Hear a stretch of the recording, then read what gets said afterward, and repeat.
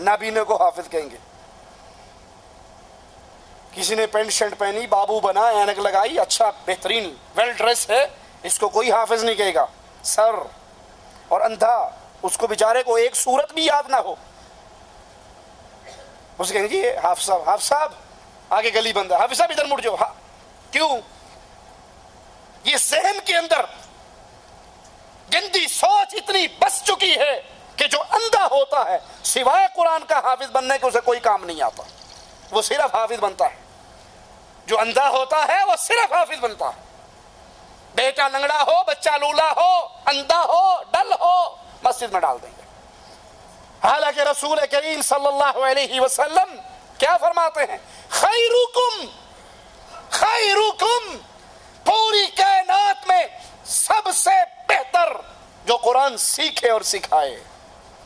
Doctor بہتر نہیں، engineer بہتر نہیں، امیر بہتر نہیں، مالدار بہتر نہیں، وزیر بہتر نہیں. خیرکم، پوری انسانیت میں سے سب سے بہتر وہ ہے جو قرآن پڑھتا ہے اور پڑھاتا ہے، سیکھتا ہے اور سکھاتا ہے.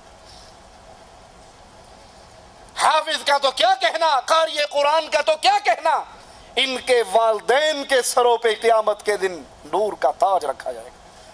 جائیے پوری احادیث کو پڑھ لیجئے، کہیں آپ پڑھ لیں مالدار کے سر پہ تاج، ڈاکٹر کے سر پہ تاج، جو اسپیشلسٹ ہو اس کے سر پہ تاج. قرآن کا حافظ غریب ہے یا امیر، چھوٹا ہے یا بڑا، اس کے سر پہ، اس کے والدین کے سر پہ نور کا تاج رکھا جا رہا ہے. اور اس سے کیا، اس کے والدین سے یہ سلوک، اس سے سلوک کیا ہے؟ اقرا وارتفع، پڑھ اور جنت کے درجے چڑھ. جہاں تیرے منہ سے آخری آیت نکلے گی جنت میں وہی تیرا ٹھکانہ ہوگا. تو مسلمان خلیفہ مسلمانوں کی مسجد کا امام بھی ہوا کرتا تھا. یہ امامت چھوٹی چیز نہیں ہے. ہم نے اپنے ملکوں کے اندر سب سے ڈی گریڈ جس پیشے کو قرار دیا وہ امامت ہے. جسے کوئی کام نہ آتا ہو کیا کہیں گے جی اس کو امامت لگا دو، اس کو مسجد میں لگا دو، جی اس کو ملا بنا دو، اس کو مولوی بنا دو، اس کو مسیتر بنا دو. حالانکہ اللہ کے حبیب علیہ الصلوۃ والسلام اس قرآن کے قاری کو سب سے بہتر، سب سے افضل اور سب سے اعلیٰ قرار دے رہے ہیں. امیر معاویہ رضی اللہ عنہ وارضا پر حملہ ناکام ہوا، معمولی زخمی ہوئے، اور عمر بن عاص بیمار تھے، انہوں نے اپنی جگہ کسی اور کو نماز کے لیے بھیجا. لیکن سیدنا علی رضی اللہ عنہ وارضا مسجد کی طرف جا رہے ہیں. عبد الرحمن ابن ملجم، یہ مجرم، یہ اللہ کا دشمن، راستے کے اندر گھات لگا کر بیٹھا ہے اور اپنی تلوار کو زہر سے بھرا ہوا سیدنا علی کے اوپر وار کرتا ہے، جو ان کے سر پہ پڑتا ہے. آپ زخمی ہو جاتے ہیں اور کہتے ہیں اس کو پکڑ لو. اپنے بیٹے حسن حسین کو بلاتے ہیں، وصیت کرتے ہیں اور کہتے ہیں اس کے ساتھ اچھا سلوک کرنا، اگر میں بچ گیا میں خود اس سے جو چاہے ماجرا کروں، چاہے انتقام لوں، سزا دوں اور چاہے معاف کر دوں، لیکن اگر میں اس زخم میں مارا گیا پھر قیامت کے دن میں اس سے بدلہ لوں گا. اللہ کے دربار میں میرا اس سے ماجرا ہوگا. اگر میں مارا جاؤں تو اس کو مار دیا جائے، اس پہ حد قائم کر دی جائے، اور اگر میں بچ جاؤں تو پھر میں اپنا ماجرا اس کے ساتھ خود نبیڑ لوں گا. لیکن وہ تلوار زہر سے بھری ہوئی، وہ تلوار، وہ زہر آپ کے جسم میں اپنا اثر دکھا گیا اور آپ اسی زخم کی تاب نہ لاتے ہوئے شہید ہو گئے. حضرت علی شہید ہو گئے. اس دنیا کو چھوڑ کے آپ کی مبارک پاکیزہ روح اللہ کی جنتوں کی طرف روانہ ہو گئی. اب سوچئے سیدنا علی کو مشکل کشا کہنے والوں، وہ شہید ہوئے یا نہ ہوئے؟ ہوئے. جو مشکل کشا ہو، حاجت روا ہو، بگڑی بنانے والا ہو، اس پہ موت، وہ ایک اللہ، وہ ایک اللہ ہے جو ہمیشہ سے ہے، ہمیشہ کے لیے ہے. اس اللہ پر کبھی موت نہیں آنی. لا تأخذہ سنۃ ولا نوم، اس کو موت کیا نیند نہیں آتی، نیند کیا اونگ نہیں آتی. کل من علیہا فان، اس دھرتی پہ جو بھی آیا ہے آپ اس کو بڑے سے بڑا مقام دے دے، بڑے سے بڑا رتبہ دے دیں، بڑے سے بڑا عہدہ دے دیں، بڑے سے بڑا اس کا نام کے ساتھ دم چھلے لگا دیں، لیکن اس دھرتی میں جو پیدا ہوا ہے وہ مرنے کے لیے پیدا ہوا ہے۔ کل من علیہا فان، سب نے مرنا ہے۔ وَيَبْقَى وَجْهُ رَبِّكَ ذُو الْجَلَالِ، اگر بقا ہے تو ایک اللہ کے لیے، اگر ہمیشگی ہے تو اللہ کے لیے۔ نہ رسول ہمیشہ رہے، نہ انبیاء ہمیشہ رہے، نہ اولیاء ہمیشہ رہے، نہ علی ہمیشہ رہے، نہ ولی ہمیشہ رہے۔ جو آیا اپنے اپنے وقت پہ اس دنیا کا وقت گزار کر اگلے جہان کی طرف روانہ ہو گیا۔ ہمیشگی ہے، بقا ہے، ہمیشہ کی زندگی ہے۔ جب کچھ نہیں تھا وہ تھا، جب کچھ نہیں ہوگا وہ ہوگا۔ یہ ذات صرف عرش والے اللہ کی ہے۔ باقی سارے اپنے اپنے سانس لے کر آئے ہیں، باقی سارے اپنی اپنی مہلتیں لے کر آئے ہیں۔ کسی کی مہلت کبھی ختم اور کسی کی مہلت کبھی ختم۔ جو مہلت لے کر آئے وہ مشکل کشا اور حاجت روا نہیں ہوا کرتا۔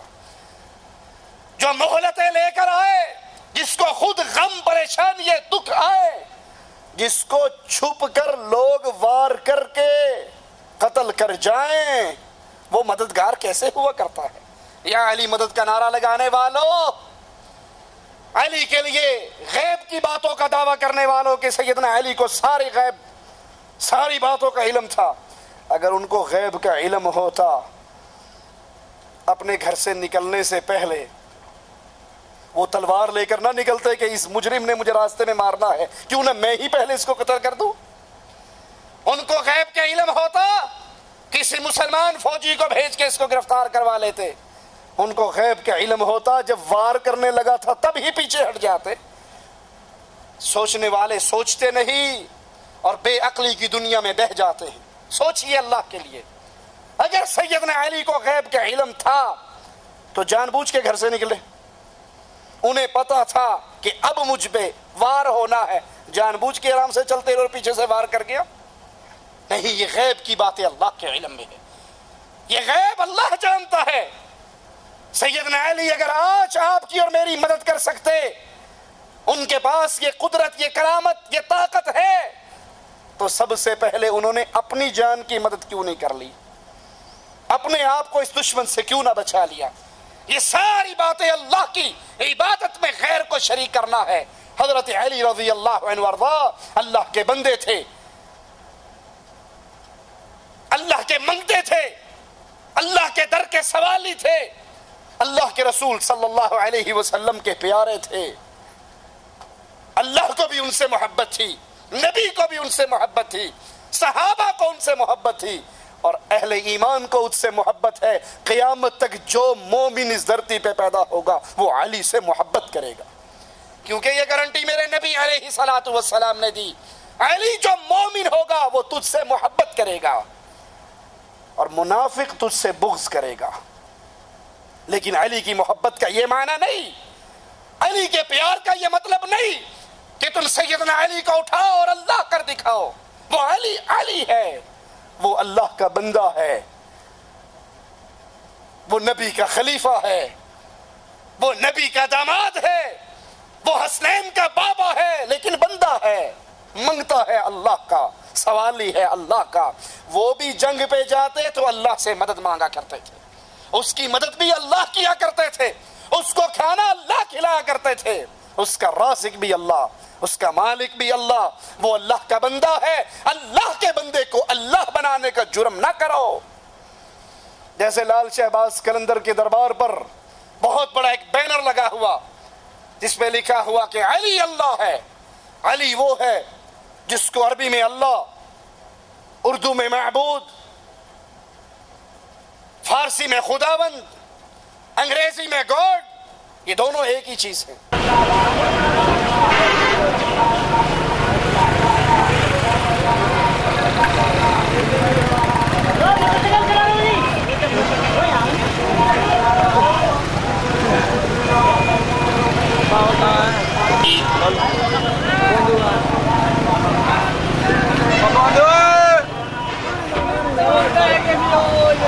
বন্ধু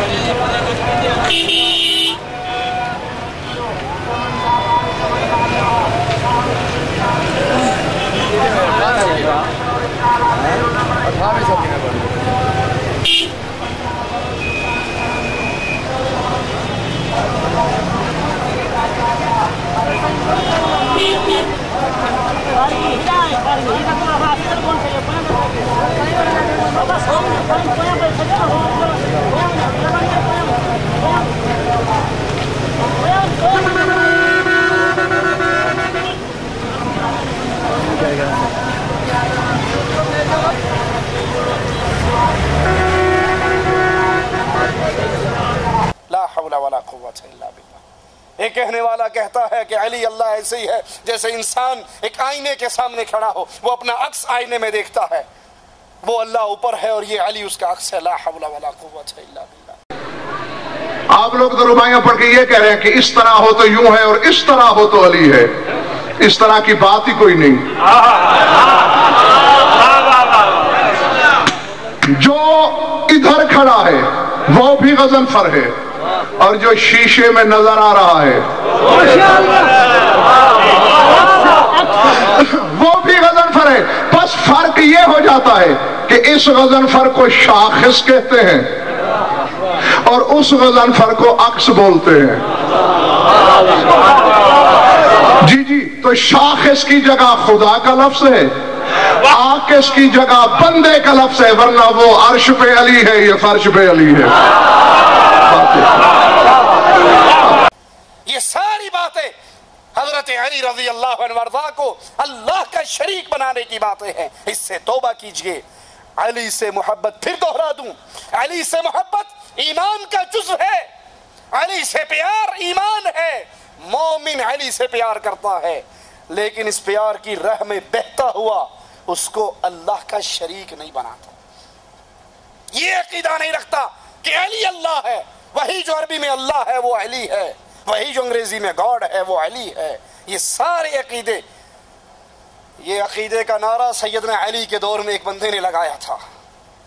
عبداللہ ابن سبا یہودی کی پارٹی کے ایک بندے نے کہا تھا علی علی نہیں ہے، علی الہ ہے۔ سیدنا علی نے اس کو پکڑا تھا، اس سے توبہ کروائی تھی، 3 دن کا وقت دیا تھا کہ توبہ کرو اس جملے اور اس عقیدے سے، وہ باز نہیں آیا۔ آپ نے علی کو الہ کہنے کا عقیدہ رکھنے والوں کو آگ میں جلا دیا، اور اگر یہ مومن ہوتے تو علی ان کو، وہ ظالم آگ میں جل رہے تھے اور جلتے ہوئے بھی کہہ رہے تھے دیکھا ہم نے نہیں کہا تھا علی اللہ ہے، کیونکہ آگ کا عذاب تو صرف اللہ ہی دیا کرتا ہے، علی ہمیں آگ میں جلا رہا ہے، اس کا مطلب ہے علی علی نہیں ہے، علی الہ ہے۔ یہ کفر کا عقیدہ ہے۔ اللہ سے دعا ہے اللہ ہمیں سیدنا علی سے محبت کی توفیق عطا فرمائے، اہل بیت سے محبت کی توفیق عطا فرمائے، اصحاب کرام سے محبت کی توفیق عطا فرمائے۔ اقول قولی ھذا واستغفر اللہ لی ولکم ولسائر